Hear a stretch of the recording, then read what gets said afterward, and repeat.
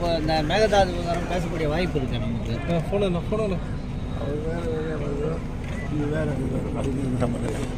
மதுரை உயர்நீதிமன்றம் நீர்நிலைகளை தமிழகத்தில் சரியாக பராமரிக்கல அப்படின்னு சொல்லி நேற்று சொல்லியிருக்காங்க.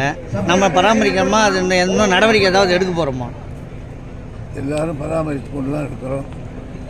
குறிப்பிட்டு சொன்னால் எங்கே இருந்தால் அதை பற்றி கவனிக்கலாம். அந்த நீர்நிலைகள் ஆக்கிரமிப்பு எடுக்கிறதுலையும் பின்தங்கி இருக்கு அப்படின்றாங்க. எடுக்கிறோம். பல ஊர்களில் மக்கள் ஒன்று திரண்டு இருக்கிறாங்க. மக்களுடைய கோஷத்துக்கு நாம் தலைவணங்க வேண்டும். சட்டமன்ற உறுப்பினர்களே என் தொகுதியில் எடுக்காதீர்கள் என்று என் இடத்திலே வற்புறுத்துகிறார்களே, அதையும் நான் கவனிக்க வேண்டும்.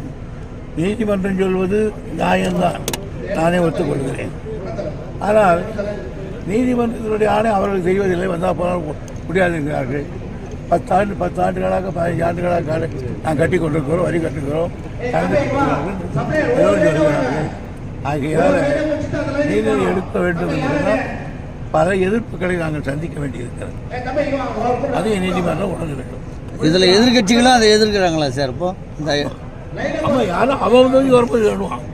அவங்க நல்லதாக சார் எடுக்கணுவாங்க. அவங்க தொகுதி நான் இருந்துட்டேன், நம்ம இந்த மட்டும் வேணாம் சார் அப்படின்னு.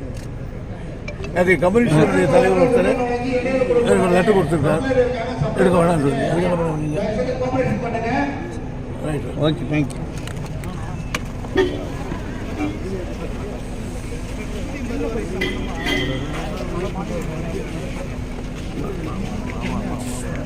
மறுவரை சம்பந்தமாக அனைத்து மாநிலங்களும் சந்திச்சிருந்தீங்களா? இது ரேவந்த் ரெட்டி உட்பட இன்னைக்கு வந்து ஆதரவு அளிச்சிருக்காங்க. 22ஆம் தேதி கலந்துக்க போறாங்க. இந்த திமுகவோட முயற்சி எப்படி பலன் அளிச்சிருக்காங்க? திமுகவோட முயற்சி, திமுக எம்பிக்களோட கூட்டு முயற்சி எப்படி பலன் அளிச்சிருக்கு? ஏன்னா பல மாநிலங்களுக்கு ஒத்துழைப்பு கொடுத்துருக்குறாங்க. அதுக்காக தான் உட்காந்து பேசுகிறாங்க. அது பேசி அன்னைக்கு சொல்லுவாங்க. ஆனால் இந்த 22ஆம் தேதி நடைபெறும் கூட்டத்தில் வேற என்ன எதிர்பார்க்கலாம் சார்? மறுவர் எதிர்பார்க்க முடியாது நினைக்கிறேன். இதுக்காக தான் போடுவோம். எடப்பாடி சொல்லியிருக்காரு, ஸ்டாலின் வந்து மேடையில் தான் வீரவசனம் பேசுறாரு, என்னோட மேடையில் விவாதிக்க தயாரான்னு கேட்டிருக்காருங்க சார்.